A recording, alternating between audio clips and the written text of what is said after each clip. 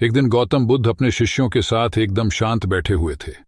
उन्हें इस प्रकार बैठे हुए देख शिष्य चिंतित हुए कि कहीं वह अस्वस्थ तो नहीं है। एक शिष्य ने उनसे पूछा कि आज वह मौन क्यों बैठे हैं, क्या शिष्यों से कोई गलती हो गई है।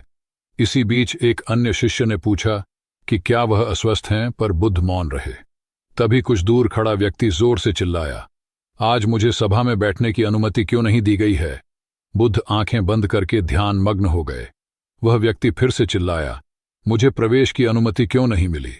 इसी बीच एक उदार शिष्य ने उसका पक्ष लेते हुए कहा कि उसे सभा में आने की अनुमति प्रदान की जाए।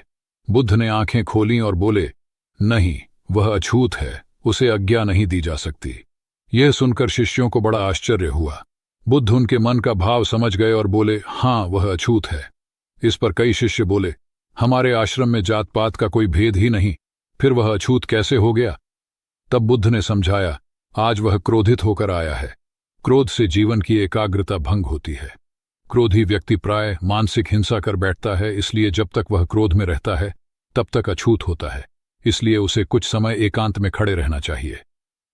क्रोधित शिष्य भी बुद्ध की बातें सुन रहा था। पश्चाताप की अग्नि में तपकर वह समझ चुका था कि अहिंसा ही मनुष्य का महान कर्तव्य व परम धर्म है। वह बुद्ध के चरणों में गिर पड़ा और कभी क्रोध न करने का प्रण लिया।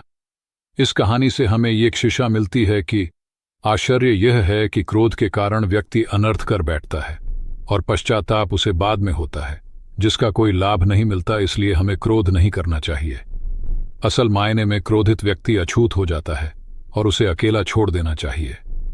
क्रोध करने से तन, मन और धन तीनों की हानि होती है। क्रोध से ज्यादा हानिकारक कोई और वस्तु नहीं है। दोस्तों, अगर यह हमारी वीडियो आपको थोड़ी सी भी पसंद आई होगी तो कृपया इस वीडियो को लाइक शेयर करें और हमारे चैनल को सब्सक्राइब कर दीजिए। ये आपका भाई बोल रहा है।